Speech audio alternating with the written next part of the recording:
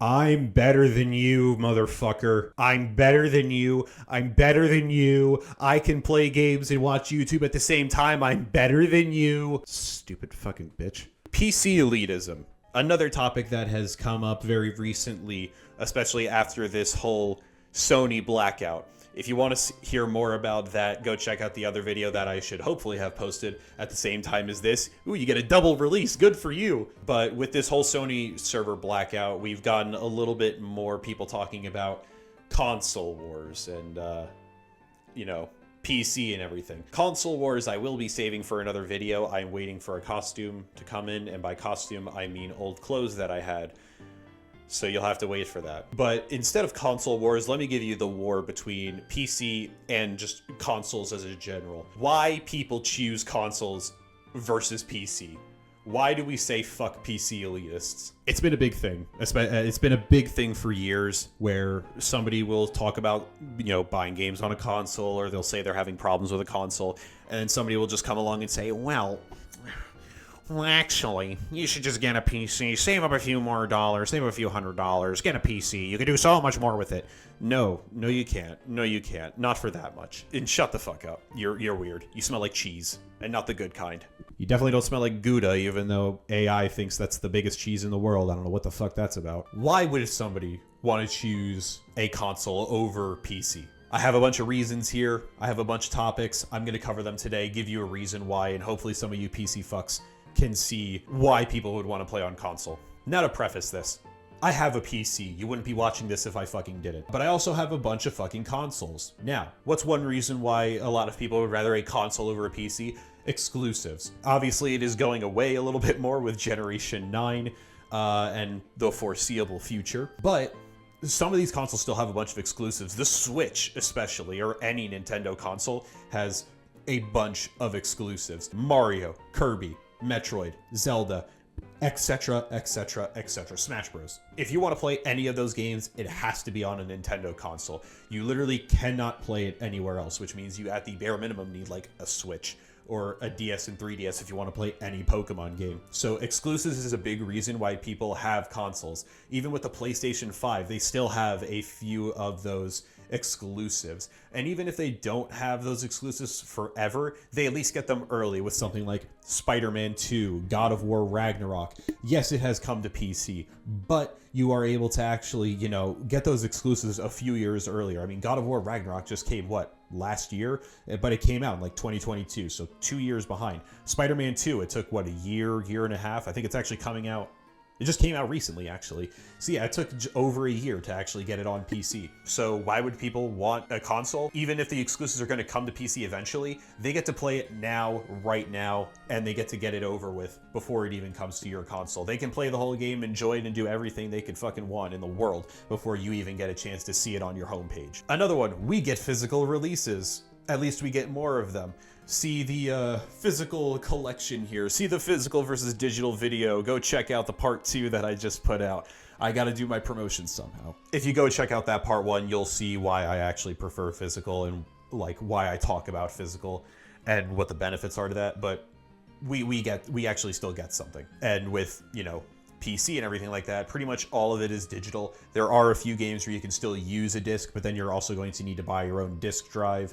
Don't look at the PS5 over there. You're going to need to buy your own disc drive and then do all that. And even with some games, I think it's Baldur's Gate 3. I'm pretty sure that's on multiple discs, if I remember correctly, for physically for the PC. So you still need to download it to the system. Again, I know this is a problem we're having with Gen 9.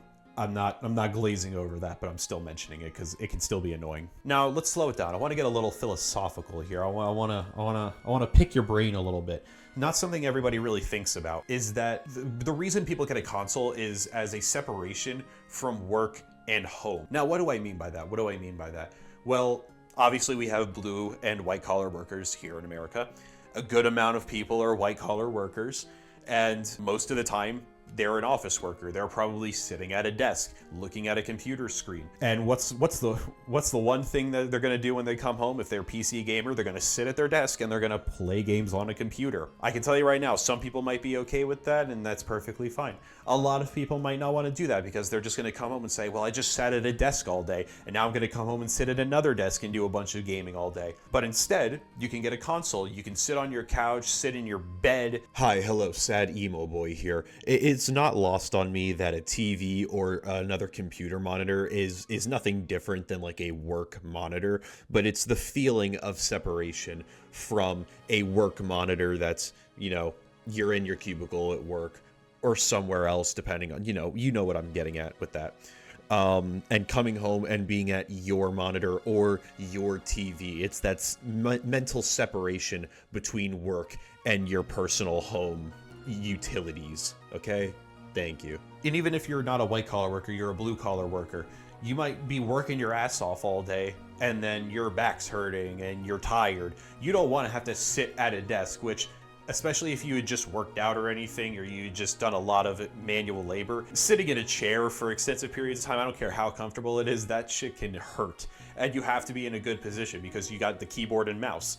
That's not fun. So blue collar workers, they can again lay down on the couch, lay in bed. If they are at a desk, they can at the very least lay back so they're like relaxing. But when you are using a computer, and especially with a keyboard and mouse, as I'm kind of making that distinction, you have to be able to sit up. You have to be in a position to actually use the keyboard and mouse, and that can get, again, uncomfortable after a good amount of time. So yeah, comfort, I guess you could say as well. Separation from home and work and comfort. And kind of bouncing off of that notion of an ease of use. There, on a console, you don't have to think about drivers, you don't have to think about any extra software, no checking for hardware compatibility, and no dongles and antennas for Wi-Fi. With a PC, if you want to play games, you have to use Steam, GOG, GameJolt, Epic Games Store.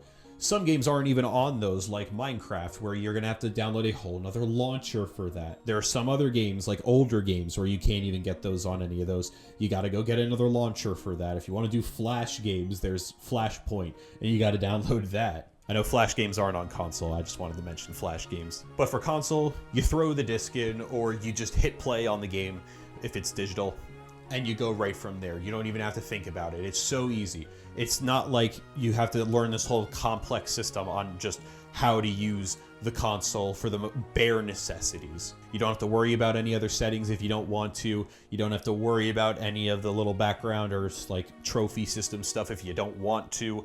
You can just hit play and go. With a PC, a little harder. You have to make sure everything's downloaded. You have to get all the drivers right. And you have to make sure that your hardware is actually going to be able to run this damn game. And you also have shit with Wi-Fi. Now, obviously, a lot of people like to do Ethernet, so they can do that to either a console or computer. Obviously, that's not the issue. But I'm talking about a Wi-Fi dongle. You have to have either a Wi-Fi card in your system or like a motherboard with Wi-Fi capabilities, and then running an antenna. So that's just another whole piece that you have to add on to your PC, where your console is just the console and the controller, and then obviously whatever monitor you're using. Next up, and probably the biggest reason on why I would say console is better for gaming than PC, is for a console, you don't have to upgrade hardware with the exception of buying a new console, and I'll explain more on this. So first up, you don't have to actually upgrade the hardware just to play your damn game. You don't have to buy the new fucking 50 series card just so you can play the new game that's coming out. If you want to play Marvel Rivals at 60 FPS, guess what? The PS5 can just do that naturally. You want to play Elden Ring at a decent frame rate? You got that. You want to play Bloodborne at 60 FPS? Get fucked. That's never happening. Sony State of Play just happened. It's not happening. I'm sorry. But guess what? PC doesn't even have a port, so they can't even get the 30 frames. So get fucked. But if you want to play some of these games on a PC with good graphics and good performance, you're going to need to get one of the newer cards. Me personally, I am still running off a 1660 Super, which is a card from 2019. I know that's not a good card. I know I need to upgrade. I'm planning on it. So I know when I say here that I can't play some new games, that's on me. But guess what? I bought that graphics card around the same time the PS5 came out. Do you know what that means? That means the PS5 is running around the same graphics card settings as a 1660 Super. Hey, I'm about to go to work. I actually just looked up what exactly the PS5 is equal to in terms of graphics card. And from what I've seen, it's equal to around an RTX 2070 or 2070 Super, which, just looking at the low point there, comparing it to my 1660 Super right now, is $2 more expensive. I don't know why the fuck it is that. And it's about 35% more efficient and better. So PS5 is already a little bit better than my 1660 Super, obviously, but my 1660 Super still chugs like a fucking train. And I also bought it around the same time. So just part of the point I'm trying to make. My point still sort of stands. I don't have to buy a whole new graphics card every 2-3 years or 4 years or whatever, just so I can actually play the newest games at like good frames and good graphics. And hell, these consoles are the same prices as some of these new cards. Thankfully, Nvidia with their 50 series is releasing a nice cheap option. But the 5070 that I am planning on getting, because I would like to play some games on my PC. I'm not totally over it. I'm just not an elitist. But the 5070 is already, what, $550 pre-tax? And the 5070 Ti is, I think, like $750 pre-tax. Legitimately, if you just wanted to play games and that's the only reason you're buying the graphics card, at that point, just get a PS5 Pro and it's already going to be cheaper than the Ti. Just buy the Pro, throw a disk drive on it if you really want, and it's going to be around the same fucking price. Fuck, save up a little money, buy a console. No, save up a little money and then just buy yourself a PlayStation 5. Then you don't even have to worry about all the other parts. Sorry, quick rant. How much do you actually care about a fucking vertical stand that you're that pissed that it is not included off the bat? I get it. It's something that was in the original that is not in this new one. How fucking pressed are you for a vertical stand where you're probably going to put this thing on either its side or you're going to put it in a place where a vertical stand doesn't fucking matter? It's just so unnecessary. You don't fucking need it. I'm so annoyed that people are so pressed about that. It didn't even come in my fucking slim box. The most stand I got were the fucking plastic twink twigs that I had to put on the sides of it when I wanted to put it down on its side. It's a fucking vertical stand. Get over yourself. Sorry, rant over. Because, yeah, I'm just talking about the graphics card here. Again, a 5070, just a regular 5070 that's planning on being released later this month or next month, is going to be $550. And that is just the graphics card. That's not including the motherboard, RAM, storage, case, cooling, etc., etc., etc. You get it all in one system, and it's right there. Sure, it cannot do anything else. It is just for gaming. But if you're just buying the graphics card for gaming purposes, then just buy buy the console then. Now let's move away from the graphics and actually look at another piece that is huge when it comes to PC gaming, your RAM usage. Again, one nice thing about PC is that it is swappable. You can upgrade your RAM, but you have to make sure that you're actually utilizing your RAM for all that. There are also a shitload of other programs running in the background that are just sapping stuff. Discord, if you have like Adobe, that's going to be sapping up a fuckload and slowing down your computer. Those and more. A lot of stuff is going to be running in the background, sapping your processing power, and the fact that sometimes you'll have to kill them every time you boot up your computer because they will auto start. And again, you can get around that. But that's another thing I have to think about, where I don't need to think about that on a console. If I just get the console, guess what? All the games are optimized and they have enough RAM in the console to run all of these games. I don't have to worry about, oh, do you already have 16 gigs of RAM? You might need 32 gigs. Oh, you might need 64 gigs for this PC version. No, they just run on the PS5 or on the console as intended. Full transparency. I am looking over the fact that not all games are optimized on console, but guess what? Not all games are optimized on PC as well. You look at a lot of the ports that came out in the last year or two, some of those have not been properly optimized off the bat, so let's not act like this is a console-only issue. So yeah, I don't have to upgrade hardware, and the only time I do have to upgrade hardware is buying a new console every 7-8 years when the new console actually comes out and gets announced. When the PS6 comes out, I'll get the PS6 and then I can just upgrade it that. How much is it going to be? That I don't know, and honestly, it's probably going to be like $700 and I'm not going to like it. But guess what? That's going to be cheaper than just having to buy a new computer or a new graphics card to be able to play PS6 games, I'm assuming. We don't know shit. Now, let's not all be doom and gloom on the PC community, because there are things that actually do make PC slightly better when it comes to gaming. First up here, you get to mod your games semi-legally. I say semi-legally because some people don't actually like you modding their games.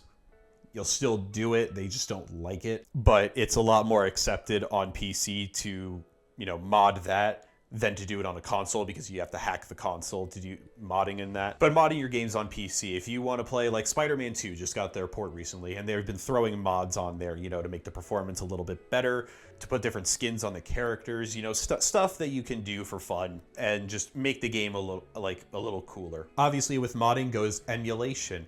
If you're on one of these consoles, you are only locked to the games, assuming you haven't hacked your console, of course. You're only stuck to the games that are on the digital store and physically. But when you are on PC, you do have a lot more options for emulating. You can emulate pretty much every console before, like the PS4, Xbox One generation, and even those are starting to get their own emulators. Technically illegal.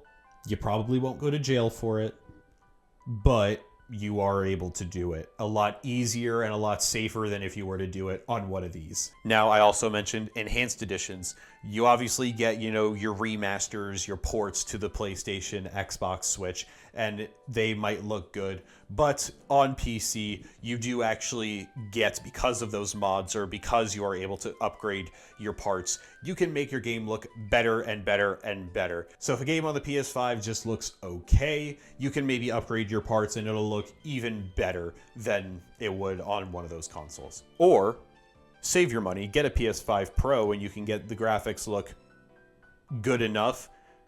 Unless you're like a real hard ass on that shit, a PS5 Pro will be more than enough for you. And finally here we have, you're not really able to multitask as well.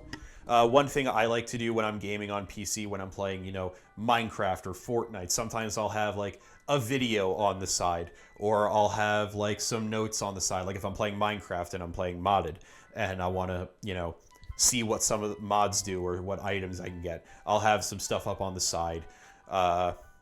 Or if I'm just playing some other game, maybe I'll have a little project up on the side that I'm also doing in between rounds, or like when there's a cutscene or when there's downtime. So I can do that on PC. You can technically do that with console, but you can only do it with your phone, and you can't do the level of multitasking that you can do while on a PC. So if you really like YouTube and being able to watch that, and you don't want to watch it through your phone or a laptop or your computer off to the side, then yeah, I can understand. But that is the video, everybody. PC elitism is now dead. I have officially killed them. Write it in stone, write it in the stars. Gaming Legion, February 13th. Or whenever you're watching this video, 2025, he has killed PC elitism. He has done what no man has ever been able to do, or woman, or it, or thing. We have killed the PC elitism. Thank you very much. And for anybody that thinks that PC is still better, by all means, think that. Let us console players be, please. And by the way, I have a lot of consoles. I still play a lot of shit on PC. Hell, I even have some of these games that I have on console on PC, and I play them on PC more than I play them on console. So don't think I hate PC or anything. I love PC. I love Steam and all that. I just think consoles are better for gaming, in my opinion. At least they are better for like more casual gaming. If you're playing like competitive or something, yeah, PC all the way. But like if for more casual to like just semi-serious, just get a console. Anyways, thank you guys so much for watching. I appreciate you guys being here, and I hope you enjoyed. Please go check out the other video I released today, the part 2 to the physical versus digital debate that I honestly didn't know I was going to make until the Sony blackout happened. So please go check that out. Go check out the part 1 to that as well. Go check out a bunch of my other videos that I have here on the channel, and go check out my Twitch. Go check out my VOD channel. Go check out everything else below. Thank you so much. I hope you guys have a good day. Peace out, everybody. Getting tough from hoes right on my side, and I'm getting all the bottoms, love to see them while they ride. Got me supercharged, sparking up like Gobby full of venom. Then I spark it up, the smoke just make them pull off all they denim. Show the money spread, make it go and drop a good persona. Put the gun up to her head, that bitch ain't got no persona. Then we blasting off, rocking off to the skies like Jay. Get the